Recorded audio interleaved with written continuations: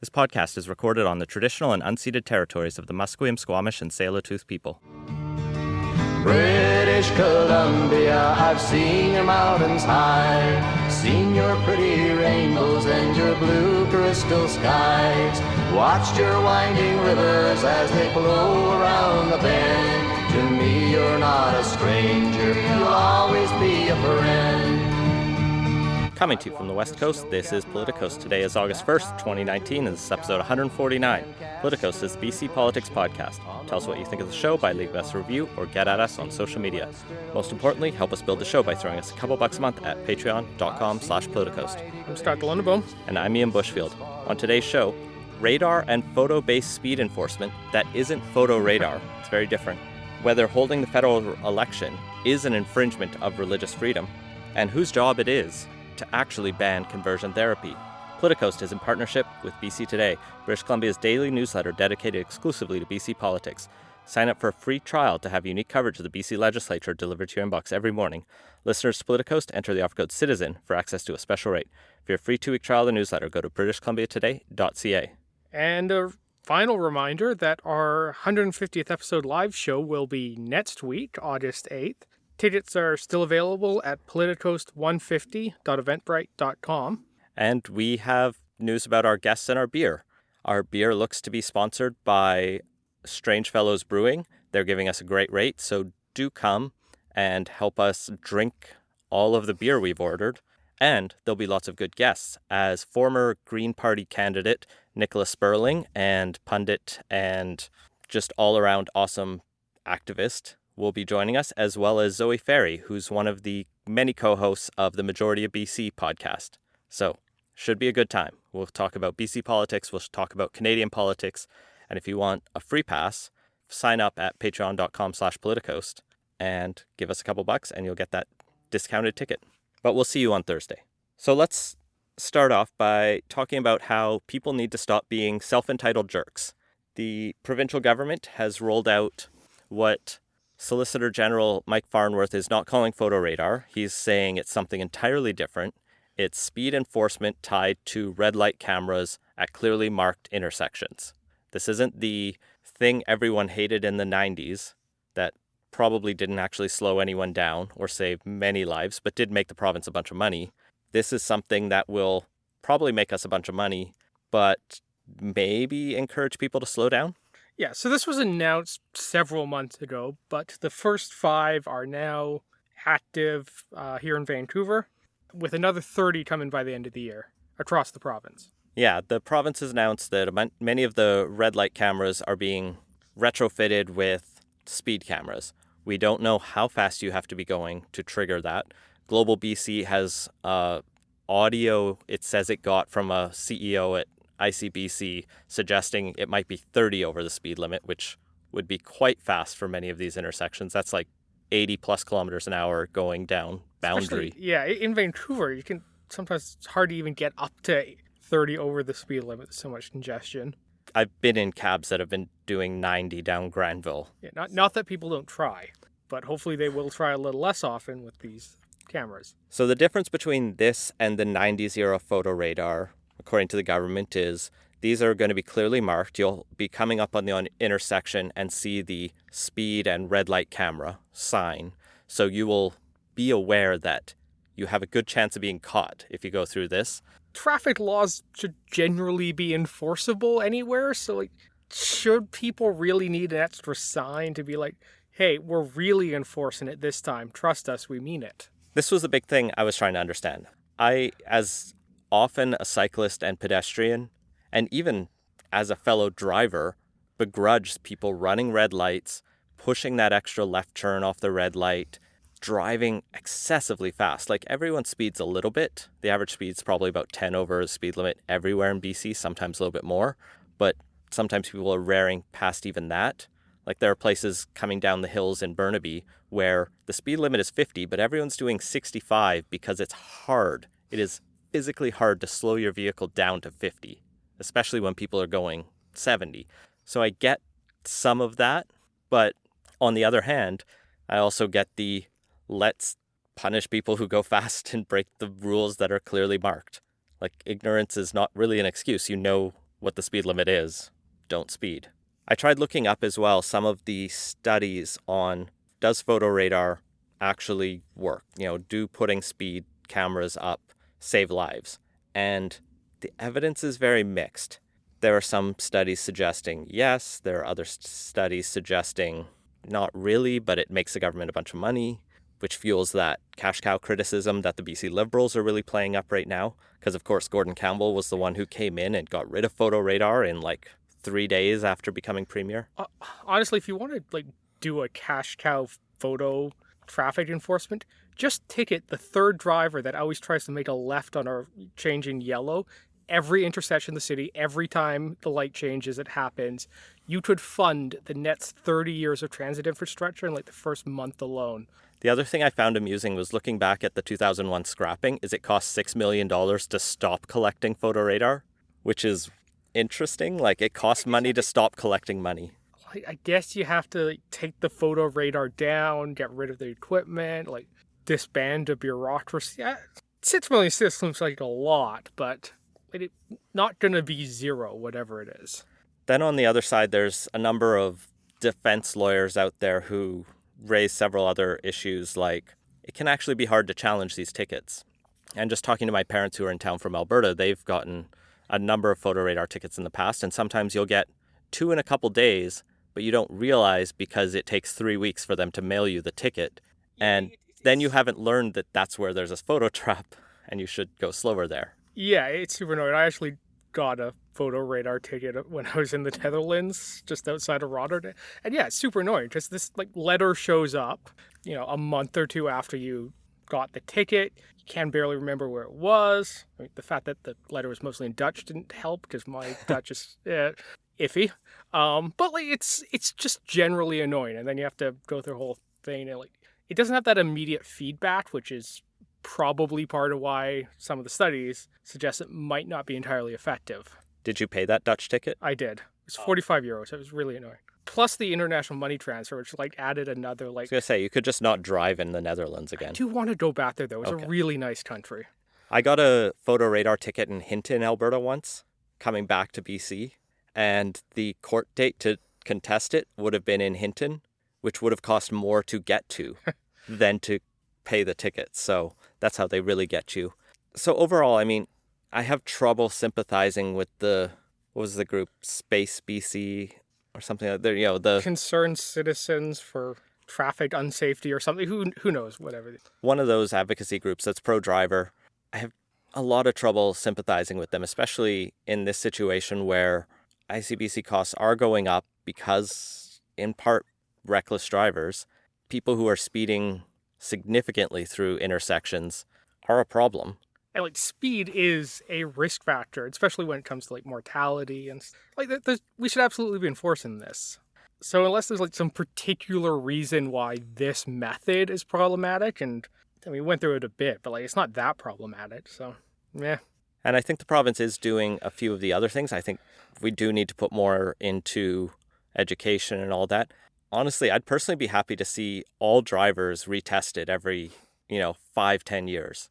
Because the fact that you can pass a driver's license test at 16 and then you're good until you die is weird.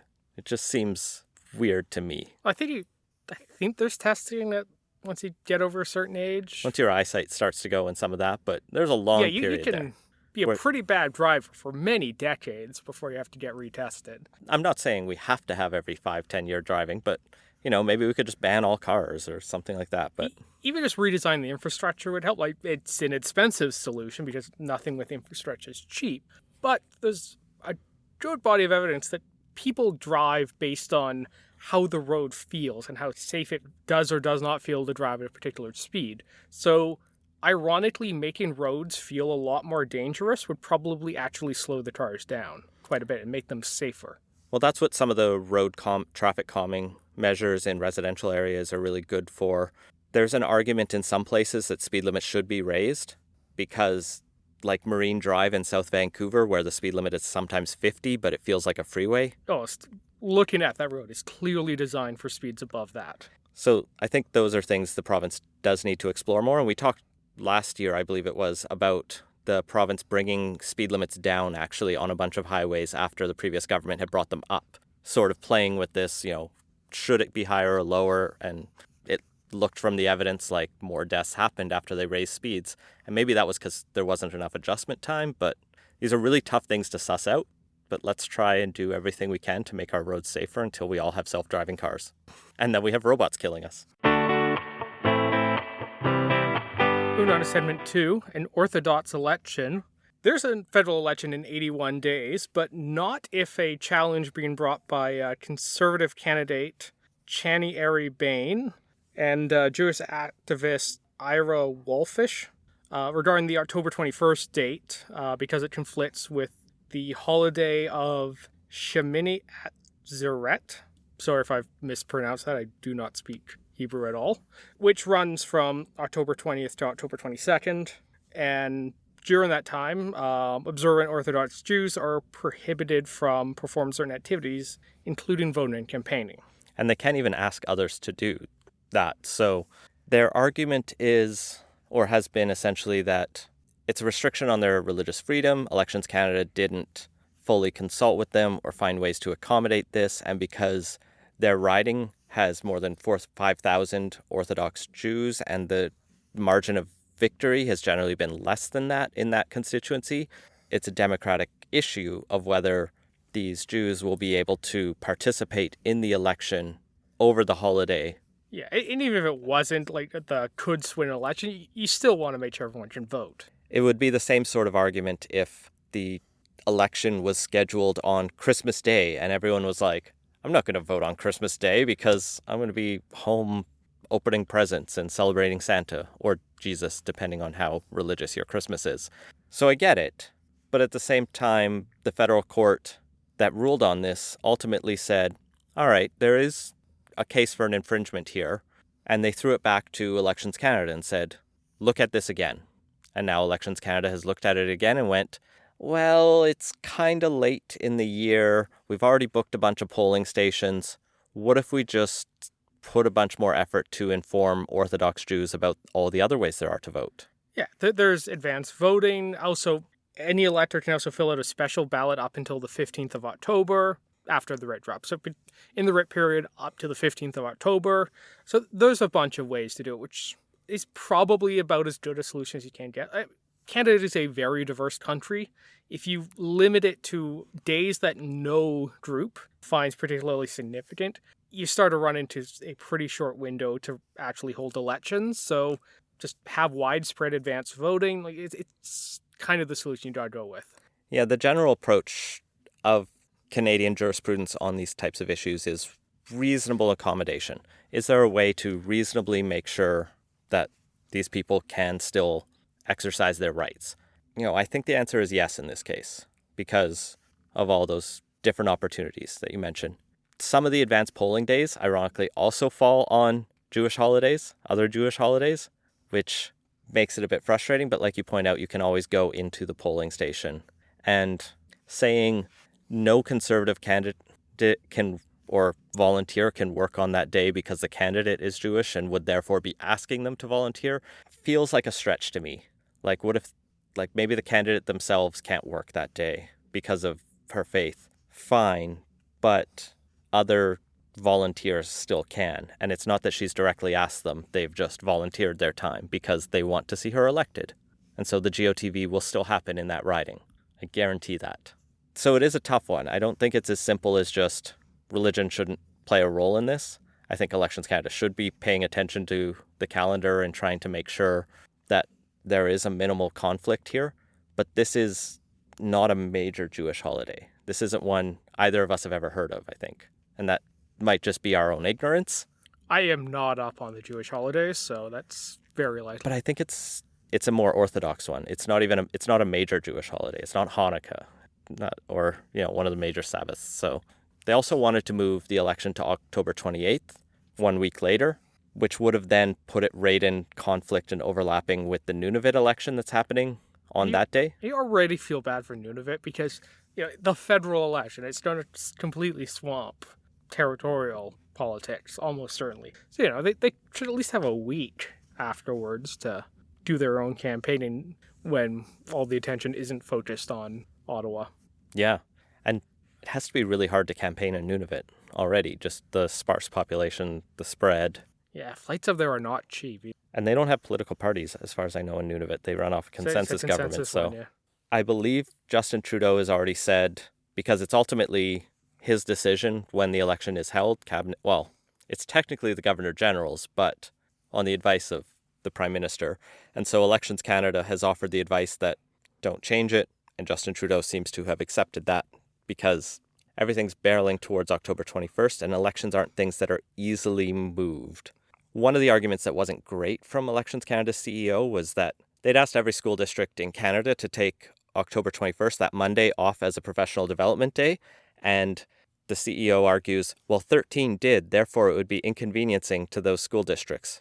And to me, that goes, there are a lot of school districts in Canada, and the fact only 13 took you up on that recommendation is not a vote of confidence for Elections Canada's ability to organize venues for polling school stations. Districts are big organizations with their own internal inertia. Well, it's a fixed election date. They knew for years when this date would be. But like the PD day is for, the schools to be accessible. Like, if you're, I don't know, the Vancouver School Board, you got to call from Ottawa and say, hey, would you mind rearranging your entire calendar so we can use your facilities? Yeah, maybe you're not going to jump on that. The fact only 13 took them up on it is not a good argument that you can't move it. Right.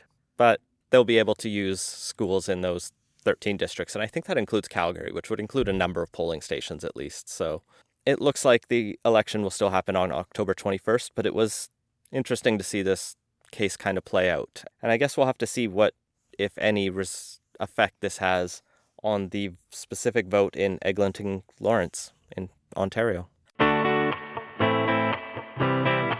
Well, and for our third segment, conversion therapy hot potato.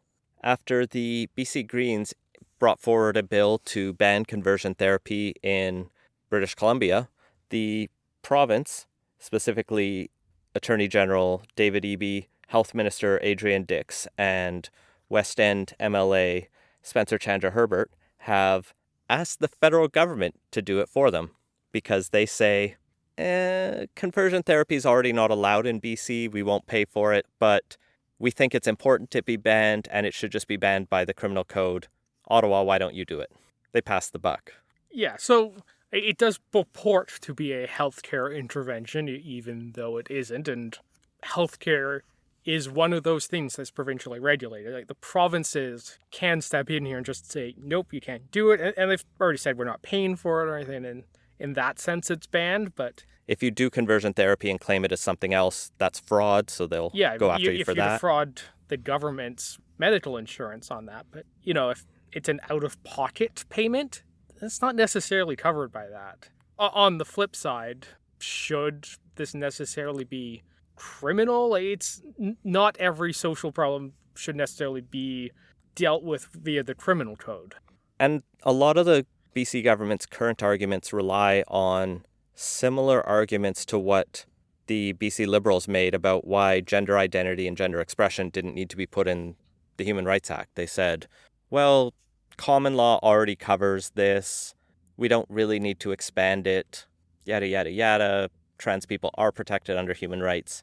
But that misses a very strong moral argument that it means something for the government to actually stand up and say more than just, yeah, existing law already protects you, stop talking, to a group that is saying, we feel we need more protection, than that government actually saying, all right, we've heard you, we will take steps to make sure you are protected. Because conversion therapy is happening in BC and across Canada. It's underground and it's hard to detect, and it's not clear that additional laws will do a lot, but it's a symbolic thing. Yeah. I suppose we should just mention what conversion therapy is for our listeners who aren't familiar with it. It's basically therapy to make a gay person not gay, which doesn't actually work. Yeah, it's efforts to try to change someone's sexual orientation or gender identity, typically back to straight or the sex they were assigned at birth. And so I am happy in one way to see the BC NDP write this letter to the federal government, and the federal government has started talking about this issue more recently. They brought it up in the last couple of months. David Lametti, as the new Attorney General, has talked about interest in banning this. Justin Trudeau's talking up the possibility of banning it. But it all came after the House of Commons rose and after the government has passed several criminal code reform bills. The cynical take on this, which is what I don't entirely disagree with, is that this would make excellent election fodder and, expect Trudeau to signal his support for this during the campaign. Well, and it's a way to say, I'm the progressive option. Your other option is Andrew Scheer, who thinks this is fine, who is happy to see conversion therapy happen. He's a social conservative. So yeah, I am really frustrated by the entire debate. I give a lot of credit to Andrew Weaver and the BC Greens for standing up for this in a way that is, I think, just the simplest and right solution. BC can take actions to be more clear that it's not allowed in this province, including creating specific provincial offenses that you will pay if you do this to minors. And we wouldn't be blazing new grounds on this. I think Ontario and Manitoba have already banned it provincially, and so I don't understand the reticence provincially. Yeah, there doesn't seem to be an upside for dragging feet on this one. Especially for the NDP. Yeah. The Liberals, maybe they don't want to upset a social conservative base, but still talk, but... Not so much base as faction, I guess. Yeah. But yeah, the NDP coalition doesn't really seem to have any members that wouldn't be in favor of this. So yeah, it's weird. And just related to that, Research Co. had a poll out today that I think is very related because it's also Pride Week here in Vancouver.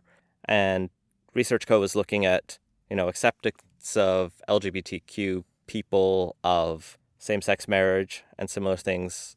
The headline number was that 64% of Canadians support same-sex marriage, whereas 15% would go back to a civil union type situation and 10% would give no recognition to same-sex couples, and the rounding difference has no opinion on the issue at all. And that's on the one hand good. It's a majority, almost 2/3 support. But on the other hand, that's a surprisingly low number to me. I felt like we were into the 70-80% range for same-sex marriage in this country. I think it depends a bit how you slice the civil union versus same-sex marriage.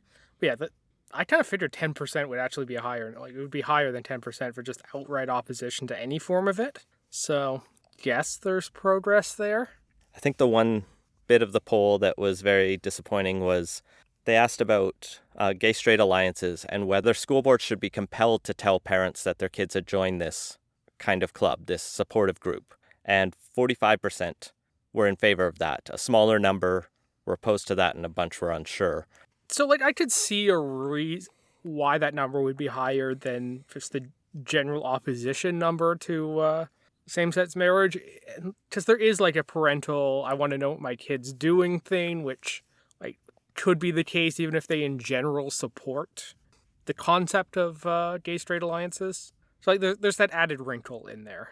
Yeah, we have trouble as a society, I think, really recognizing the rights of children and teenagers as human beings, as people who have rights to privacy and secrecy and things like that. And parents generally have a hard time often letting their kids grow up and do their own thing a bit, so there's that too. The poll in general, to me, points that there's still a lot of work to be done in terms of promoting acceptance of people of different sexual orientations, gender identities, and it's really why Pride is still important.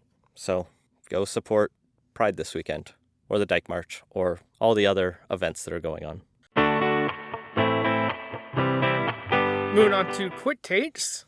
It was announced pretty much right before we started recording that Ben Stewart, MLA for Kelowna West, will be leaving the BC Liberal caucus and sitting as an independent, where Elections BC reviews a pending issue around him. So this is still kind of breaking as we're recording. There's a suggestion out there, but I haven't seen it verified, that this may be related to some donation limits being exceeded. Yeah, it's a weird one. It's hard to say right off the only information we have out there, which is a post from Bob Mackin. So take it with a grain of salt. And I will say this, to his credit, he is the person who will go through every disclosure record and find discrepancies. And that's what he seems to have found in this case. That maybe donated twice the limit, or some amount over the $1,200 limit to the BC Liberal Party, but not a absurd, he was clearly trying to flaunt the law. I'm saying it might have been an honest mistake. I think we'll find out probably in a few weeks, a few months. He's still going to be sitting as an MLA. He will probably still be voting very staunchly with his Liberal colleagues. Yeah, the impact of this on the provincial scene is going to be pretty minor. Absolute worst case scenario, there's a bunch of stuff here and a scandal brews up and he resigns and then the Liberals win Kelowna West as they always do. And we're right back to where we are. Just the nameplates get changed out. Yeah. It's important to remember he was twice an MLA there. Then he resigned so Christy Clark could run in the seat after she lost the election she won. Westminster systems are weird. And then after Christy Clark resigned the seat, after the election, she won but lost. And Stewart came back. So he's been around the block. Maybe it's an honest mistake. Maybe it was nefarious. In either case, we'll find out once Elections BC gets back. But turning to the provincial government's assortment of press releases that have been coming out over the past week, I think the one we were probably both most interested in was BC Transit has announced it's going fully electric by 2040, meaning every bus in the province outside of Metro Vancouver is going to be swapped out for a battery-powered bus of some sort, which is kind of cool. Yeah, so BC Transit, which basically does all the transit in the province except for what TransLink's responsible for in Metro Vancouver, and I think that covers 130 communities, has announced that starting in 2021, they'll be starting to buy electric-only buses, and that by 2040, their entire fleet is going to be electric, which astute listeners will remember as of the time the provincial government is just banning internal combustion engines being purchased in the province.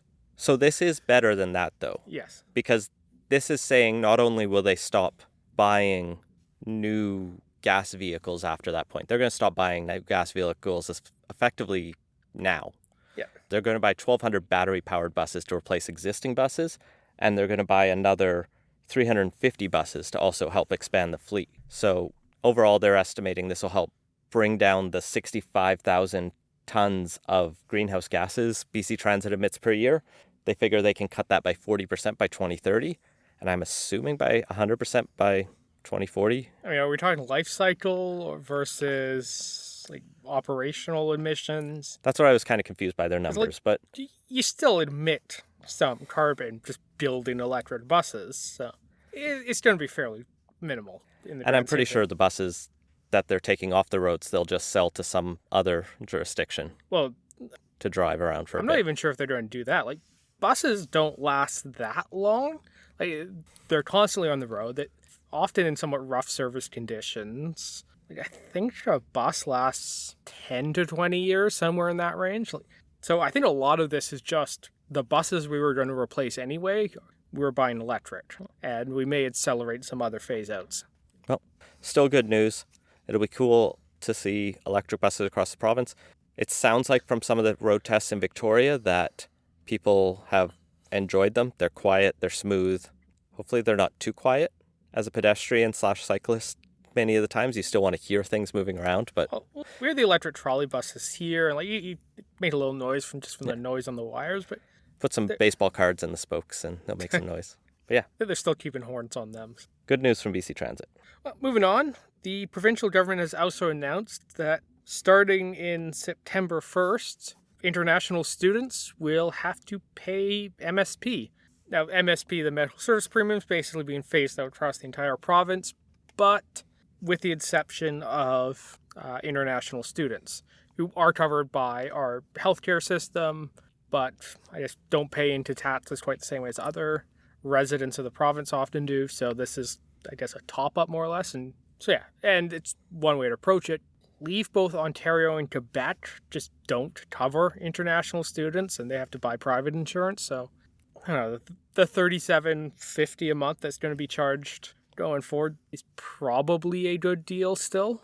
It does jump to $75 a month in January, which will probably still be cheaper for an international student than a fully private insurance plan of equivalent quality will be.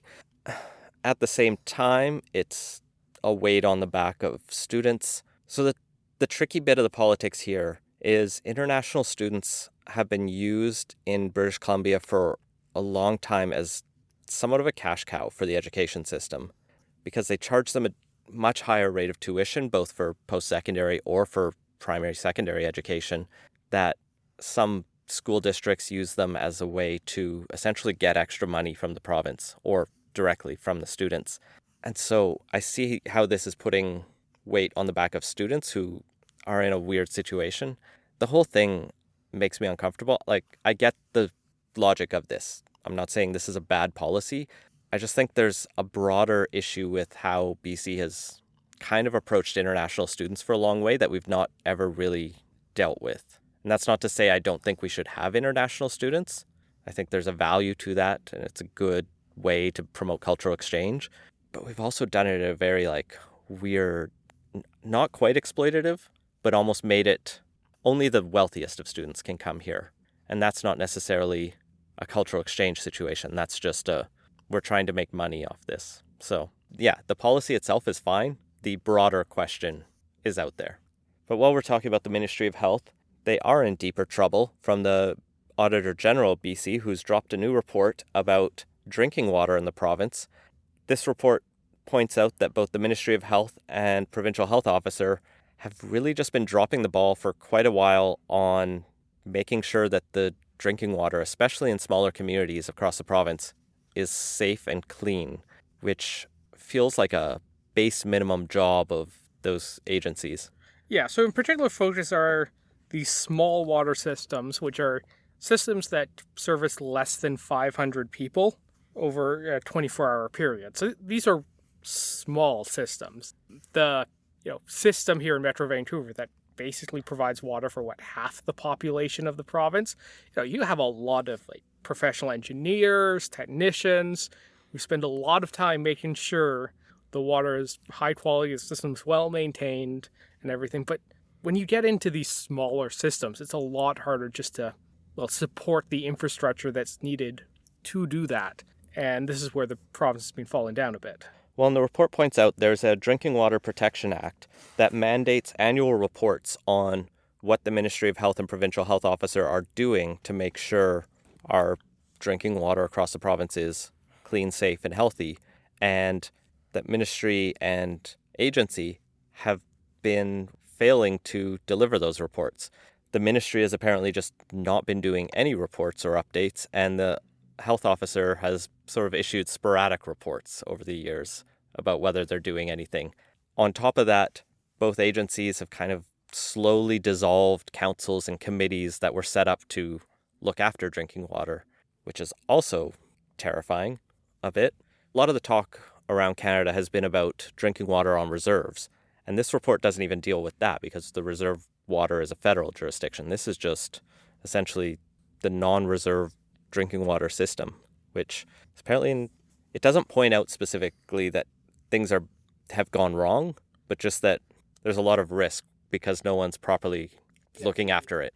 Yeah, about 4,800 known water distribution systems in the province. 90% of them are these small ones, and if you aren't keeping track of it, there's a lot of potential failure points. Just with that many alone, one thing could go wrong in one place, and if there's no reporting mechanism, it's hard to get the word out. There's a lot of risk there. So there's 5 important recommendations for the ministry and 3 more for the provincial health officer to take on, basically relating to promoting accountability and starting to look after our drinking water. So hopefully the government takes those seriously and makes sure everyone has safe water. It's not too much to ask.